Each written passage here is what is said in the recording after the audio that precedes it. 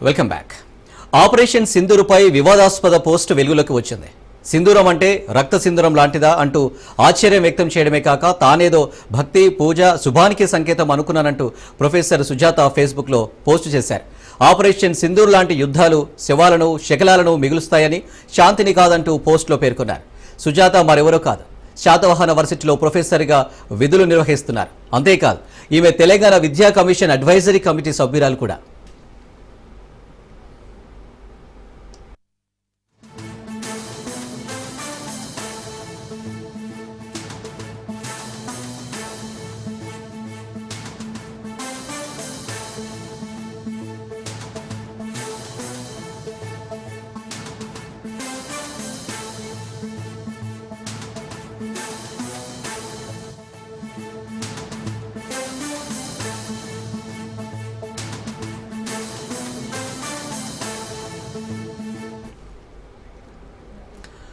Professor Sujatha Facebook పోస్టుపై తీవ్ర విమర్శలు వెల్లువెత్తుతున్నాయి.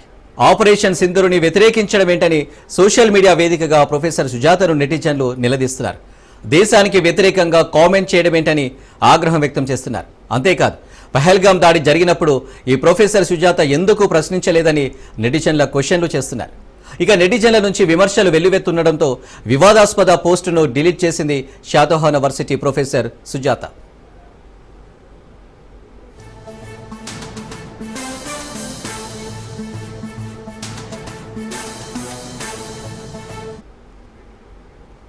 రైట్, ఇక వివాదాస్పద పోస్టుకు సంబంధించి డీటెయిల్స్ రాజు అందిస్తారు. రాజు, శాతవాహన యూనివర్సిటీకి సంబంధించినటువంటి ప్రొఫెసర్ సుజాత అనే ఒక ప్రొఫెసర్ వివాదాస్పద పోస్ట్ చేయడం జరిగింది తన ఫేస్బుక్ ఖాతాలో. ఈ రోజు ఏదైతే భారతదేశం పాకిస్తాన్ లో ఉన్నటువంటి ఉగ్ర స్థావరాలపై ఆపరేషన్ సింధూర్ పేరుతోటి స్ట్రైక్స్ చేయడం జరిగిందో, 9 ఉగ్ర స్థావరాలపై స్ట్రైక్ చేసిన తర్వాత యావత్ దేశం కూడా ఇప్పటికే భారత ఏదైతే భద్రతా దళాలు చేసినటువంటి ఈ యొక్క చర్యను అందరూ కూడా సమర్థిస్తా ఉన్నారు. రాజకీయాలకు అతీతంగా అన్ని పార్టీలు కూడా, ప్రపంచ దేశాలు కూడా భారతదేశానికి మద్దతుగా నిలుస్తా ఉన్నాయి. కానీ ఇట్లాంటి నేపథ్యంలో ఒక ప్రభుత్వ ఉద్యోగి ప్రొఫెసర్ గా విధులు నిర్వహిస్తున్నటువంటి శాతవాహన యూనివర్సిటీలో విధులు నిర్వహిస్తున్నటువంటి ప్రొఫెసర్ సుజాత అనే ఆమె ఒక వివాదాస్పద పోస్ట్ చేయడం జరిగింది. ఆపరేషన్ సింధూర్ అంటే ఇది ఏదో భక్తికి లేదా ఏదో శుభానికి సంకేతం అనుకున్నా అని చెప్పేసి ఆమె వ్యంగ్యంగా ఈ యొక్క పోస్ట్ లో రాయడము, యుద్ధాలు శవాలను శకలాలను మిగులుస్తాయి, ఆపరేషన్ సింధూర్ శాంతిని మిగల్చదు అనేదైతే ఆమె చేసిన పోస్ట్ ఏదైతే ఉందో ఈ పోస్ట్ పై నెటిజన్లు అయితే తీవ్ర స్థాయిలో మండిపోవడం జరిగింది. ఆమె కామెంట్ రూపంలో ఆమె పెట్టిన పోస్ట్ కైతే పెట్టిన కొద్దిసేపట్లోనే వైరల్ గా మారింది. తీవ్ర స్థాయిలో సోషల్ మీడియాలో ఆమెపై దుమ్మెత్తి పోసిన పరిస్థితి కనిపిస్తా ఉంది. దీన్ని కేంద్ర మంత్రి, హోంశాఖ సహాయ మంత్రి బండి సంజయ్ దృష్టికి కూడా ఈ యొక్క పోస్ట్ ను తీసుకెళ్లడం జరిగింది. ఆయన కూడా ఇట్లా పోస్ట్ పెట్టడం ఎంతవరకు కరెక్ట్, ఒక ప్రభుత్వ ఉద్యోగిగా విధులు నిర్వర్తిస్తూ అదేవిధంగా తెలంగాణ ఏదైతే ఆమె తెలంగాణ విద్యా కమిషన్ అడ్వైజరీ కమిటీ సభ్యురాలుగా కూడా ఆమె కొనసాగుతా ఉన్నారు అని చెప్పి కూడా ఆయన చెప్పడం జరిగింది. ఈ నేపథ్యంలోనే కొద్దిసేపట్లోనే ఈ పోస్ట్ వైరల్ గా మారింది. ఆమెపై తీవ్ర స్థాయిలో విమర్శలు రావడంతో తాజాగా ఆమె ఆ పోస్ట్ ను డిలీట్ చేసినట్టుగా కూడా తెలుస్తోంది. ప్రస్తుతం ఆన్లైన్ లో ఆ పోస్ట్ అయితే కనిపించడం లేదు. మొత్తానికైతే ఇటు నెటిజన్లు కావచ్చు, ఇటు చాలా వరకు తెలిసిన వాళ్ళు కావచ్చు, ఆమెనైతే తీవ్ర స్థాయిలో సోషల్ మీడియా వేదికగా విమర్శలు చెప్పడం జరిగింది. తీవ్ర స్థాయిలో కామెంట్ కూడా ఆ పోస్ట్ పెట్టడం జరిగింది. సో ఇవన్నీ గమనించినటువంటి ప్రొఫెసర్ సుజాత ప్రస్తుతం అయితే పోస్ట్ ను ఫేస్బుక్ నుంచి అయితే డిలీట్ అయితే చేయడం జరిగింది. మొత్తానికైతే ఉగ్రవాదులను సమర్థిస్తూ దేశంలో ఉన్నటువంటి ఇటు ఆర్మీ భద్రతా బలగాలకు నిరుత్సాహపరిచే విధంగా ఏదైతే పోస్ట్ పెట్టడం జరిగిందో పోస్ట్ పై అయితే అందరూ కూడా మండిపడిన పరిస్థితి కనిపించింది. Right Raju, thank you.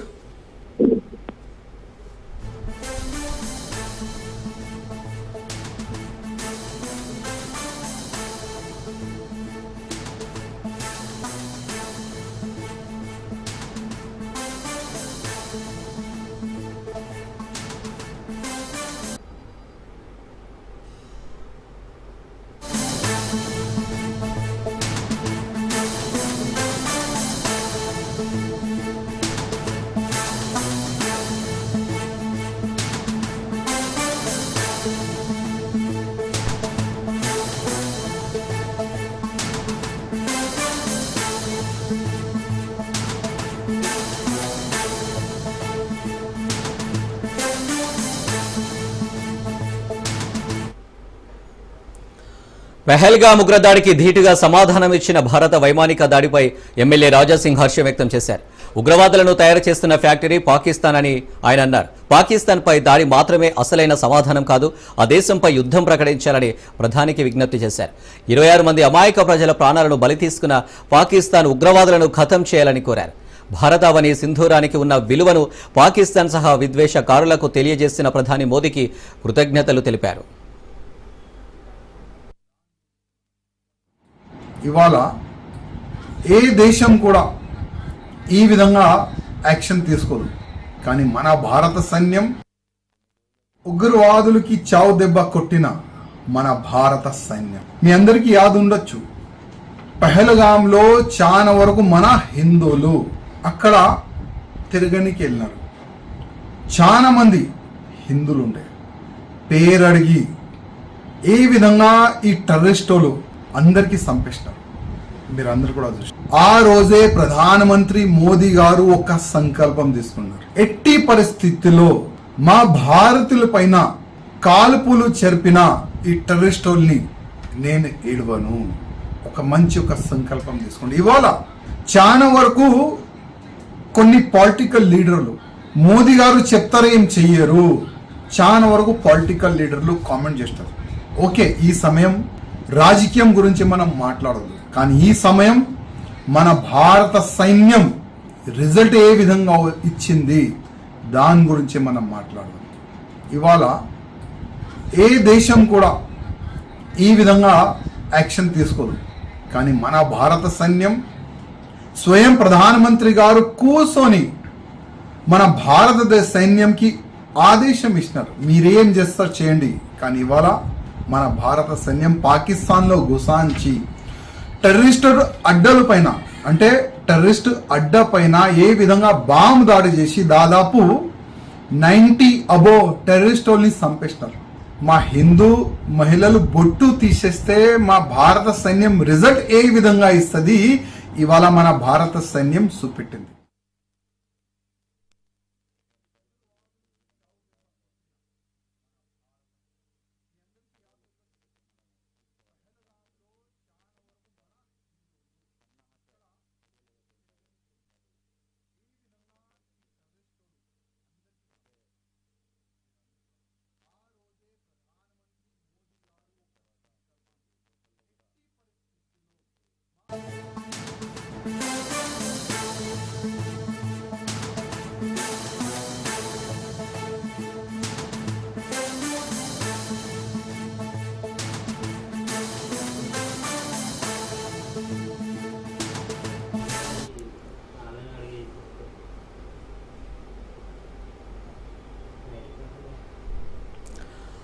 Operation సింధూర్పై Jaish-e Mohammed ఉగ్రవాద సంస్థ అక్కస్ను వెల్లకెక్కింది.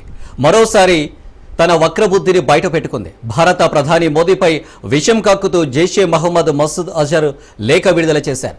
ప్రధాని మోదీ అన్ని రకాల యుద్ధ నియమాలు ఉల్లంఘించారన్నారు. భయం లేదు, నిరాశ లేదు, విచారం లేదన్నారు. ప్రధాని మోదీని భారత్ను నాశనం చేస్తానంటూ, భారత్పై ప్రతీకారం తీర్చుకుంటానంటూ మసూద్ ఓవర్ యాక్షన్ చేస్తూ లేఖ విడుదల చేశారు.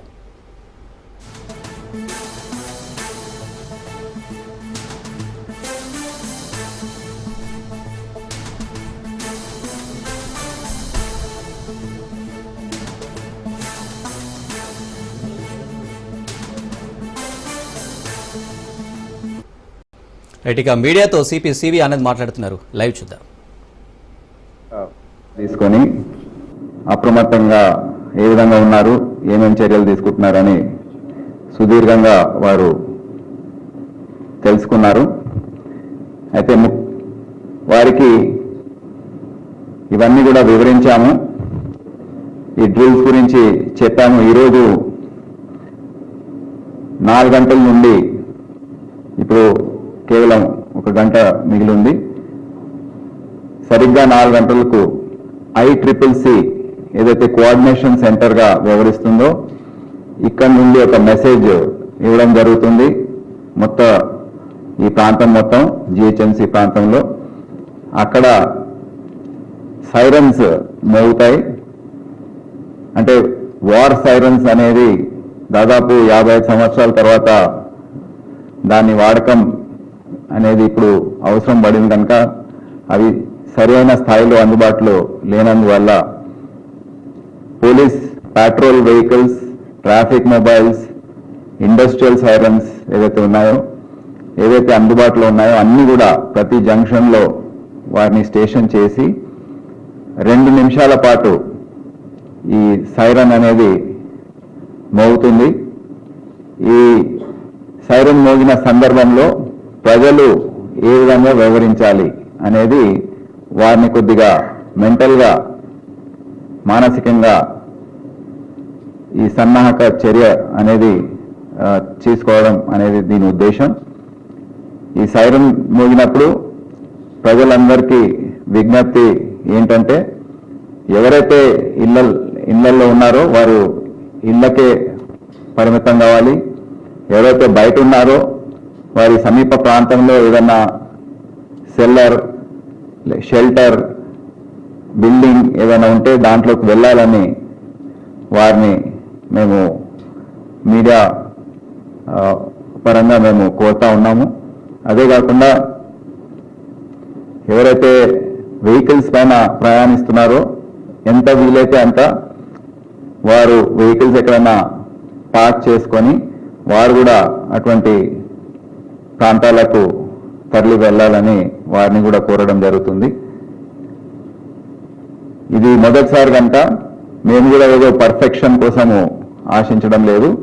ప్రజల్ని అప్రమత్తం చేయడానికే ఈ మొత్తం ఎక్సర్సైజ్ అని అందరికీ తెలియజేస్తున్నాము. 15 నిమిషాల తర్వాత ఇంకో మెసేజ్ ICCC నుండి వెళ్తుంది.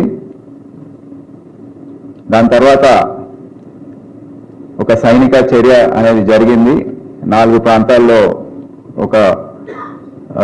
ఇటువంటి సంఘటన జరిగిన సందర్భంలో ఈ సివిల్ డిఫెన్స్ పరంగా, ప్రభుత్వ పరంగా ఏవైతే డిపార్ట్మెంట్స్ ఉన్నాయో వారి అప్రమత్తత ఏ విధంగా ఉందో చెక్ చేయడానికి ఈ మాక్ డ్రిల్ 415 నుండి 4 ప్రాంతాల్లో జరగబోతుంది. గోల్కొండ నానాల్ నగర్ ప్రాంతంలో ఒకటి, కంచన్బాగ్ ప్రాంతంలో ఒకటి, సికింద్రాబాద్ షెనాయ్ హాస్పిటల్ ప్రాంతంలో ఒకటి, 4వది NFC ECL ఆ ప్రాంతంలో ఒకటి. ఈ 4 ప్రాంతాల్లో ఈ మాక్ డ్రిల్స్ లో అన్ని డిపార్ట్మెంట్కి సంబంధించిన అధికారులు పాల్గొంటారు. సో ఇవన్నీ కూడా ముఖ్యమంత్రి గారికి వివరించడం జరిగింది. ఈ మాక్ డ్రిల్లో పోలీస్ డిపార్ట్మెంట్ ఏం చేయాలి, ట్రాఫిక్ పోలీస్ ఏం చేయాలి, హెల్త్ డిపార్ట్మెంట్ వారి బాధ్యత ఏంటి, అదే సమయంలో రెవెన్యూ అధికారులు వారి బాధ్యత, రిలీఫ్ కోసం ఏమేమి చర్యలు చేపట్టాలి, ఫైర్ డిపార్ట్మెంట్ చెందిన అధికారులు వారి ఫైర్ ఇంజిన్స్ ని ఏ విధంగా తరలించాలి అనేది, NDRF, SDRF మరియు ట్రాన్స్పోర్ట్ డిపార్ట్మెంట్స్ వారు ఏమేం చేయాలి అనేది కూడా ఈ మాక్ డ్రిల్స్ ద్వారా వారికి అలవాటు చేయడం, ప్రాక్టీస్ కోసం అనేది చేయడం జరుగుతుంది. అయితే ముఖ్యమంత్రి గారు ఇవన్నీ విన్న తర్వాత వారి కీలకమైన ఆదేశాలు జారీ చేశారు. వచ్చే ఈ రోజు నుండి వచ్చే కొన్ని రోజుల వరకు ఎప్పుడైతే సిచ్యువేషన్ ఎప్పటి వరకైతే కొద్దిగా ఈ విధంగా అప్రమత్తంగా ఉండే అవసరం ఉంటుందో అప్పటి వరకు ప్రభుత్వానికి సంబంధించిన అధికారులందరి లీవ్స్ అన్ని కూడా క్యాన్సిల్ చేసి వారందరూ కూడా డ్యూటీకి హాజరు కావాలని ఆదేశాలు జారీ చేయడం జరిగింది. అదే కాకుండా ప్రతి డిపార్ట్మెంట్ ఏమేమి చర్యలు తీసుకోవాలి, వారి బాధ్యతలు ఏంటనేది వారు స్పష్టంగా ఆదేశాలు ఇచ్చారు. పోలీస్ డిపార్ట్మెంట్ ఇప్పుడున్న సమయంలో వారి ముఖ్యమైన బాధ్యత ఈ ఫేక్ న్యూస్ ఏదైతే చాలా మంది ఈరోజు ఉదయం కూడా ఏదో మాక్ డ్రిల్ క్యాన్సిల్ అయింది అని ఒక సమాచారం ఎవరో ఫేక్ న్యూస్ ఫ్లోట్ చేశారు. సో అటువంటి సమాచారం ఎటువంటిది కూడా ప్రజల్లో వెళ్లకుండా అందరూ అప్రమత్తంగా ఉండాలి. సోషల్ మీడియా పైన నిఘా పెట్టి సైబర్ సెక్యూరిటీ బ్యూరో అధికారులు, మిగతా సోషల్ మీడియాకు సంబంధించిన మానిటరింగ్ చేసే అధికారులు అందరూ కూడా అప్రమత్తంగా ఉండి దాన్ని ఇమీడియట్ గా ఫ్యాక్ట్స్ ఏంటో అవి ప్రజలకు తెలియజేయాలని. ఎందుకంటే ఇటువంటి సమయాల్లో తప్పుడు వార్తల ద్వారా ఏదో ఉద్రిక్తత సృష్టించడానికి కొంతమంది ప్రయత్నించే అవకాశం ఉంటుందని వారు తెలియజేయడం జరిగింది. సో పోలీస్ డిపార్ట్మెంట్ శాంతి భద్రతలు అన్ని రకాలుగా దాన్ని పరిశీలించి ఏవే చర్యలు తీసుకోవాలో అవన్నీ కూడా తీసుకోవాలని, అందరూ కూడా డబుల్ డ్యూటీ చేసే విధంగా అప్రమత్తంగా ఉండి ఈ మొత్తం రాష్ట్రాన్ని జాగ్రత్తగా చూసుకోవాలని వారు చెప్పడం జరిగింది. అదే కాకుండా మెడికల్ అండ్ హెల్త్ డిపార్ట్మెంట్ వారు హాస్పిటల్స్ని అన్ని కూడా రెడీగా పెట్టి, ఏదైతే హాస్పిటల్స్ని ఇయర్ మార్క్ చేస్తారో దానికి రెడ్ క్రాస్ సంబంధించిన సైన్ ఏదైతే ఉంటుందో అది దానిపైన పెయింట్ వేసి అవి ఆదేశాలు కూడా వచ్చాయి కేంద్ర ప్రభుత్వం నుంచి, అది కూడా క్యారీ అవుట్ చేయాలి. ఫస్ట్ ఎయిడ్ ఒక సంఘటన జరిగిన సందర్భంలో ఏమేమి చర్యలు తీసుకోవాలో ఫస్ట్ ఎయిడ్ సంబంధించిన వరకు, ఎవరైతే ఇంజర్డ్ ఉంటారో వికలాంగులు ఉంటారో వారందరినీ కూడా ఈ హాస్పిటల్స్కి తరలించడం, దానికి చర్యలు, బెడ్స్ అవైలబిలిటీ ఇవన్నీ కూడా జాగ్రత్తగా పరిశీలించి రివ్యూ చేసుకొని వారు కూడా అన్ని రకాలుగా అక్కడ ఉన్న డాక్టర్స్ అందరు కూడా 100% డ్యూటీలో అవైలబుల్గా ఉండే విధంగా చర్యలు తీసుకోవాలని ఆదేశించడం జరిగింది. అదే కాకుండా మున్సిపల్ అడ్మినిస్ట్రేషన్, జిహెచ్ఎంసి అధికారులు కూడా పూర్తి స్థాయిలో అందుబాటులో ఉండి ట్రాన్స్పోర్ట్, రీహాబిలిటేషన్, మిగతా చర్యలు ఏవైతే ఉంటాయో జిహెచ్ఎంసి పరంగా, రెవెన్యూ పరంగా వారు ఏమేమి చర్యలు తీసుకోవాలో అన్నీ కూడా సిద్ధంగా ఉంచి అందుబాటులో ఉంచే విధంగా రివ్యూ చేసుకొని రెడీగా ఉండమని చెప్పడం జరిగింది. ఎన్డీఆర్ఎఫ్, ఎస్డీఆర్ఎఫ్ టీమ్స్ కూడా వారి ఎక్విప్మెంట్స్ ఏ విధంగా వారి దగ్గర ఉన్నాయి, అవి పనిచేస్తున్నాయా లేవా అవన్నీ కూడా టెస్ట్ చేసి సామాగ్రి ఏదైతే ఉందో అదంతా కూడా అందుబాటులో ఉందా లేదా, యాక్షన్ కోసం రెడీగా ఉన్నారా లేదా అనేది రివ్యూ చేసుకోమని చెప్పడం జరిగింది. ట్రాన్స్పోర్ట్ డిపార్ట్మెంట్ వెహికల్స్ని అందుబాటులో తీసుకొచ్చే పరిస్థితి ఉంటే దాన్ని ఏ విధంగా మొబిలైజ్ చేస్తారు అవన్నీ కూడా అనలైజ్ చేసుకోమని చెప్పడం జరిగింది. ICCC ఒక నోడల్ సెంటర్గా ఉంటుంది, మొత్తము ఈ ప్రాంతమే కాకుండా మొత్తం రాష్ట్రం కోసం. అయితే కీలకమైన ప్రాంతాలు ఏవైతే ఉన్నాయో, సెన్సిటివ్ ఏరియాస్ ఏవైతే ఉన్నాయో అక్కడ ఉన్న CCTVs 100% అవి పనిచేస్తున్నాయా లేవా, పని చేయని పరిస్థితుల్లో రీప్లేస్ చేసి, ఎమర్జెన్సీగా దాన్ని రీప్లేస్ చేసి కొత్త కెమెరాస్ కూడా బిగించి అన్ని అటువంటి సెన్సిటివ్ ఏరియాస్, లొకేషన్స్ ఏవైతే ఉన్నాయో అవి అందుబాటులో ఉన్నాయా లేవా, దాన్ని డైరెక్ట్ మనము ICCCలో చూడగలుగుతున్నా లేదా అనేది చెక్ చేసుకొని ఎంత ఖర్చైనా పర్వాలేదు అవన్నీ కూడా పూర్తి స్థాయిలో పనిచేయాలని ఆదేశించడం జరిగింది.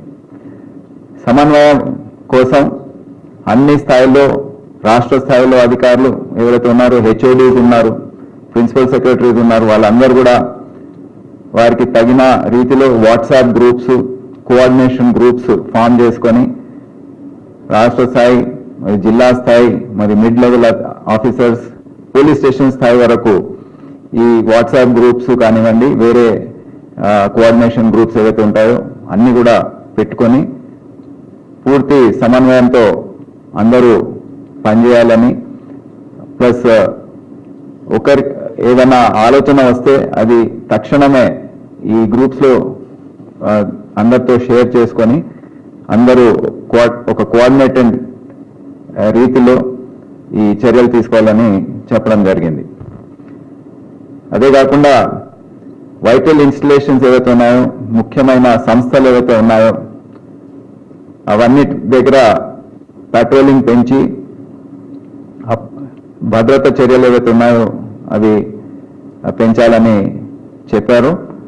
ఫారెన్ ఎంబసీస్, కౌన్సిలేట్స్ ఏవైతే ఉన్నాయో మన నగరంలో కానివ్వండి, GHMC ప్రాంతంలో, రాష్ట్రంలో అవన్నీ కూడా జాగ్రత్తగా అక్కడ పెట్రోలింగ్ పెంచుకుంటూ అప్రమత్తంగా ఉండాలని చెప్పడం జరిగింది.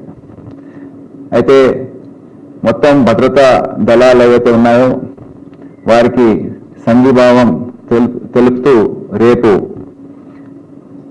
ఒక ర్యాలీని ఏర్పాటు చేయాలని నిర్ణయించడం జరిగింది. దాంట్లో ప్రభుత్వానికి సంబంధించిన అధికారులందరూ కూడా అన్ని groups representatives, police, uniform forces, fire, civilian departments, all departments, medical, health, transport అందరు కూడా వారి రిప్రజెంటేటివ్ సెక్రటేరియట్ నుండి సాయంత్రం 6 గంటలకు ఒక ర్యాలీగా బయలుదేరి నెక్లెస్ రోటరీ వరకు ఒక ర్యాలీగా వెళ్ళి మన భద్రతా దళాలకు సంఘీభావం తెలియజేస్తూ తీవ్రవాదానికి వ్యతిరేకంగా సంఘీభావ ర్యాలీ అనే పేరు పైన rally of solidarity against terrorism ఈ ర్యాలీని రేపు సాయంత్రం ఏర్పాటు చేస్తున్నాం. దాంట్లో ముఖ్యమంత్రి గారు, ఇతర మంత్రివర్యులు, డిప్యూటీ సీఎం గారు పాల్గొంటారు. సో దేశ సరిహద్దుల్లో ఏదైతే యుద్ధ వాతావరణం ఉందో దాంట్లో military, army, navy, air force సంబంధించిన సిబ్బందికి మా తరఫున, ప్రభుత్వ తరఫున, ప్రజల తరఫున, తెలంగాణ ప్రజల తరఫున సంఘీభావం తెలియజేయడానికి ఈ ర్యాలీని ఏర్పాటు చేస్తున్నామని. What are the preparations for the densely populated areas? Like earlier, Hyderabad has seen certain incidents. So, what are the preparations that have been made apart from mock drill in like local chart and these incidents that have taken place in these areas? What are the preparations that have been made? 1 second, shall I? Do you require this in English? We'll take a bite Later, okay. ఇంకెవరన్నా ఏదన్నా 1 second. Okay, now in dense areas, we'll have to be a little more careful. We have not yet been given orders for switching off all the electricity and all that, but dry runs have been made. The electricity department, energy department has tested that, and how much time it will take to black out the entire city. So all those things are not yet put in operation. If necessary, it will be done. So in densely populated areas, perhaps this step may be necessary, and that will only develop over a period of time. We will intensify patrolling in densely populated areas, especially and mixed populated areas, and be alert. More deployment of patrol vehicles, police staff, and other department officers also will be done.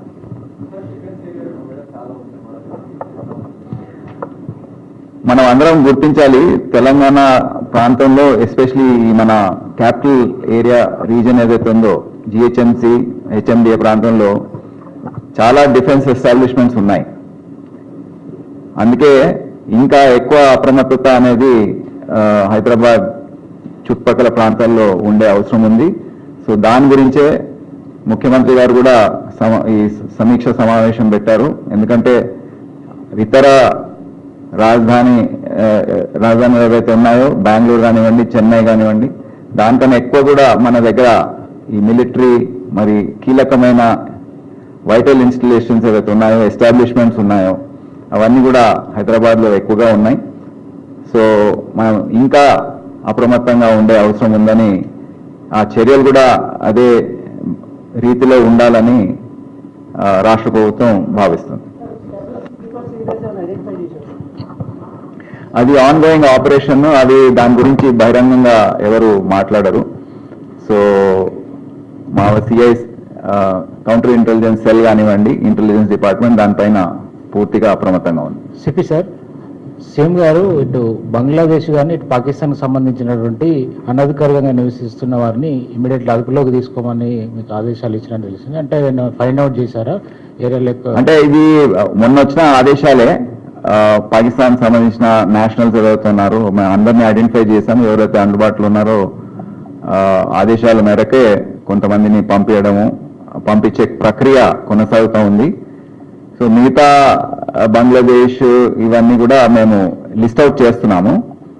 అంటే ఎక్కడెక్కడ ఉన్నారో కూడా identify చేసుకునే అవసరం ఉంది. దాని తర్వాత ఆదేశాలు వీరిపైన చర్యలు తీసుకోవడం జరుగుతుంది.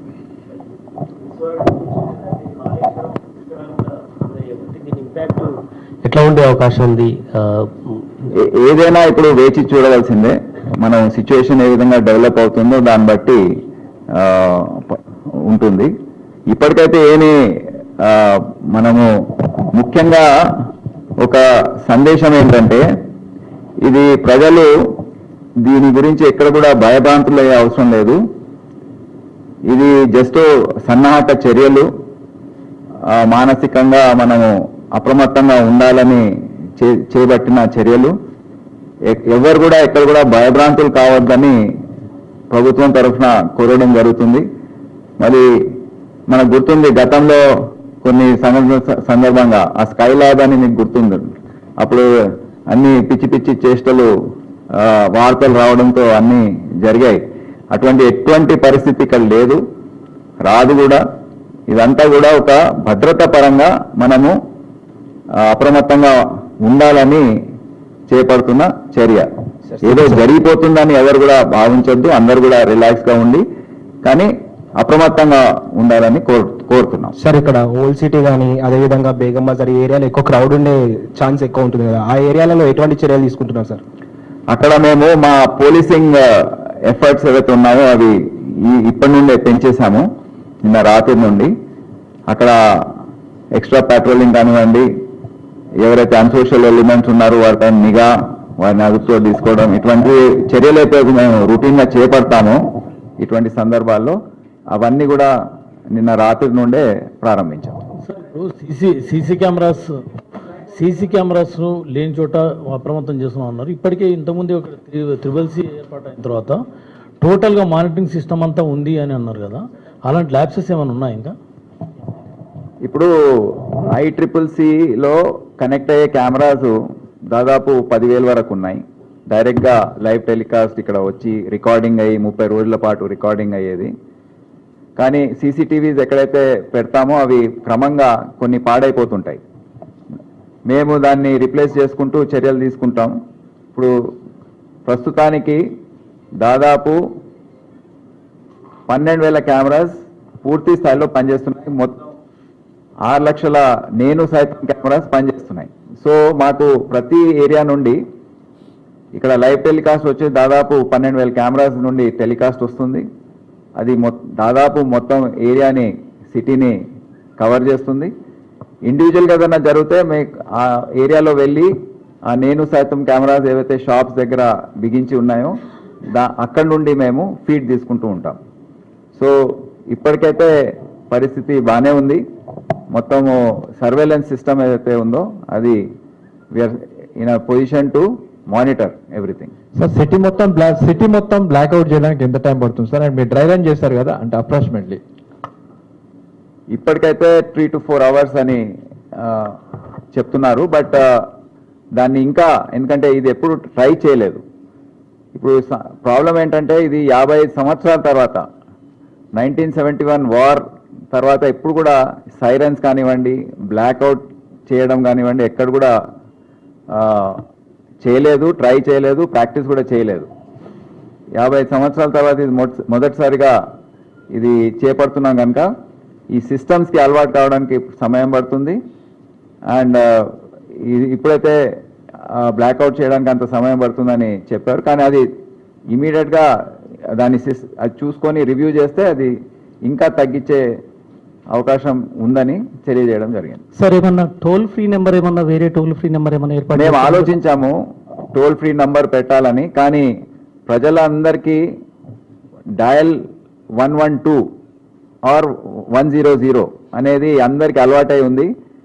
అందరం కూడా డిసైడ్ చేశారు డయల్ 100, డయల్ 112 అనేది అది కొనసాగిస్తాం. ఏది ఉన్నా ఈ నంబర్స్కి ఫోన్ చేయాలని మేము ప్రజల్ని కోరుతున్నాం.